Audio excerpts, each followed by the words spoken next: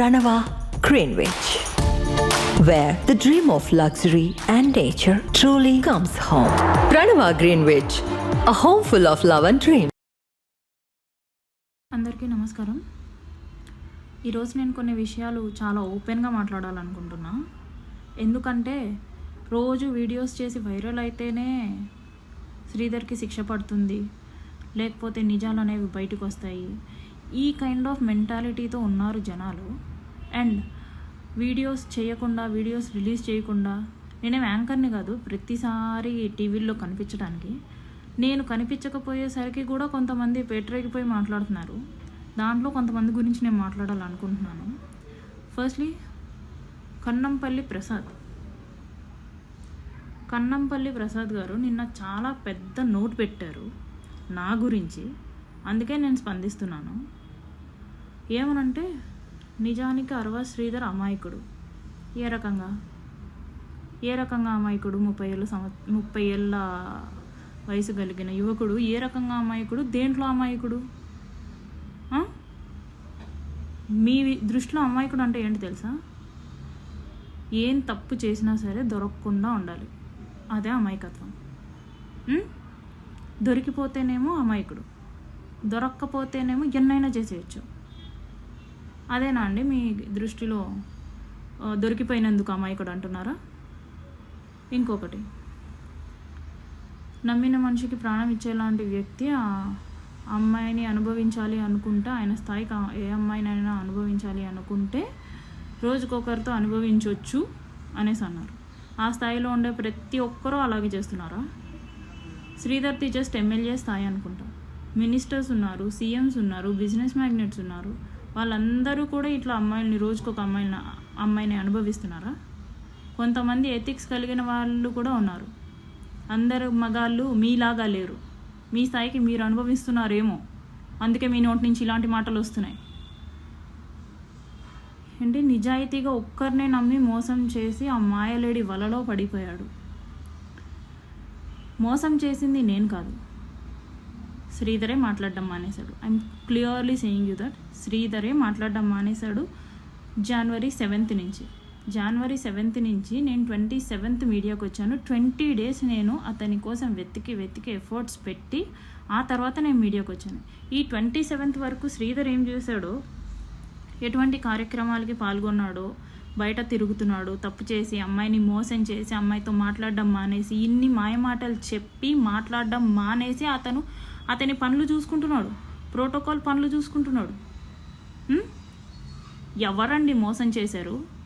నిజంగా మాట్లాడుకుందామా? నిజంగా మీకు బుద్ధుండే మాట్లాడుతున్నారా? ఎవరినండి మోసం చేశారు? అతగాడు ఎప్పుడు ఉన్నట్టే ఉంటే ఎవరండి బయటకు వస్తారు? మోసపోయాను అనేసి ఏ అమ్మాయి అండి బయటకు వస్తుంది? అతగాడు మోసం చేసినందుకే కదా నేను బయటికి రావాల్సి వచ్చింది. లేకపోతే హనీ ట్రాప్ అనేసి అంటున్నారే, హనీ ట్రాప్ అంటే ఏంటండి? 1.5 సంవత్సరం నేను సపోర్ట్ చేయకుండానే ఇక్కడ దాకా వచ్చాడా? అంత ఇంటిమసీ ఉన్న మా ఇద్దరం నేను సపోర్ట్ చేయకుండానే అతను ఇంతవరకు వచ్చాడా? హనీ ట్రాప్ అంటే 1.5 year అవసరమా అండి? సెక్స్ చేస్తున్నప్పుడు బెడ్రూమ్కి ఒక సీసీ కెమెరా పెట్టేస్తే ఒక 2-3 times వస్తే, ఒక నెలలో రోజు వస్తాడు నా దగ్గరికి, ఒక 2-3 times వస్తే చాలదా అండి?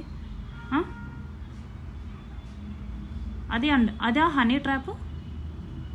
దానికి మా ఇద్దరి రిలేషన్కి మీరు పెట్టిన పేరు హనీ ట్రాప్ అండి? So silly. ఇంకోటి, మగాడు ఎంత తోపైనా సరే ఆడదాని చూపు తగిలితే చాలు కాళ్ళ దగ్గర పడిపోతాడు అనేసి పెట్టారు. అందరి మగాళ్ళు అలా లేరండి. మీరేమన్నా ఆడదాని చూపు తగిలితే మీరంత వీక్ అనుకుంటా, శ్రీధర్ లాగా. అందుకే మీరు ఆ మెసేజ్లు పెడుతున్నారు, అలాంటి టైప్ ఆఫ్ కంటెంట్ ఇంక్లూడ్ చేస్తున్నారు. మగాళ్ళు అంత వీక్గా అయితే లేరు, స్ట్రాంగ్గా ఉండే మగాళ్ళు కూడా ఉన్నారు. ఒక మోటోతో, ఒక ఎథిక్స్తో, ప్రిన్సిపల్స్తో ఉండే మగాళ్ళు కూడా ఉన్నారు. అమ్మాయిని మోసం చేయకూడదు, మా ఇంట్లో కూడా అమ్మ, నాన్న, అక్క, భార్య, ఆడవాళ్ళు ఉన్నారు, సో అవతలు ఉండేది కూడా ఒక ఆడదే అని ఆలోచించే మగవాళ్ళు కూడా ఉన్నారు. ఏం పేరు, కన్నంపల్లి ప్రసాద్ గారు మీరు నిజంగా నిజాయితీగా మాట్లాడుతున్నట్టుగా ఉంటే, అమాయకుడు అంటున్నారు కదా శ్రీధర్ని, వాళ్ళ అమ్మ మొలతాడు గురించి మాట్లాడతాడండి. వాళ్ళ అమ్మ మొలతాడు గురించి మాట్లాడాడు ఒకసారి నాతో. మా అమ్మ ఏంటి ఎర్ర మొలతాడు కట్టుకుంది అనేసి. నువ్వు అక్కడెందుకు చూసావు అనేసి అంటే జస్ట్ లైక్ దట్ అన్నట్టు మాట్లాడాడేమో, నాకు అనిపించింది చూశాను అనేసి. ఈ విషయం ఇప్పటిదాకా నేను చెప్పకూడదు, కోర్టులోనే చెప్పాలి, ఇంత సెన్సిటివ్ విషయం అనుకున్నాను. మీరు అమ్మాయికుడు అంటున్నారు కదా, ఎలాగండి అమ్మాయికుడు అవుతాడు? వికాస్, ముక్క రూపానందరెడ్డి రెండో కొడుకు వికాస్ భార్య తన ముందు తిరుగుతుంటే ఆవిడ వేసుకున్న లెగిన్స్కి ఈయన కాగట్లేదంట. నాతో వీసీలో ఆమెను చూపించి, ఆమె వేసుకున్న లెగిన్ని చూపించి, ఆమె వికాస్ భార్య, ఆమె చూసిన లెగిన్స్ వేసుకుంది, అది లెగిన్స్ వేసుకుంటే నాకు ఆగదు అనేసి అన్నాడు. తిండి తింటున్నాడు కదండి వాళ్ళ ఇంట్లోనే ఉంటారు కదండి, వాళ్ళ ఇంట్లో ఇంకా ఆడవాళ్ళు ఉంటారు కదండి. అలాగా ఎవరైనా మాట్లాడతారా?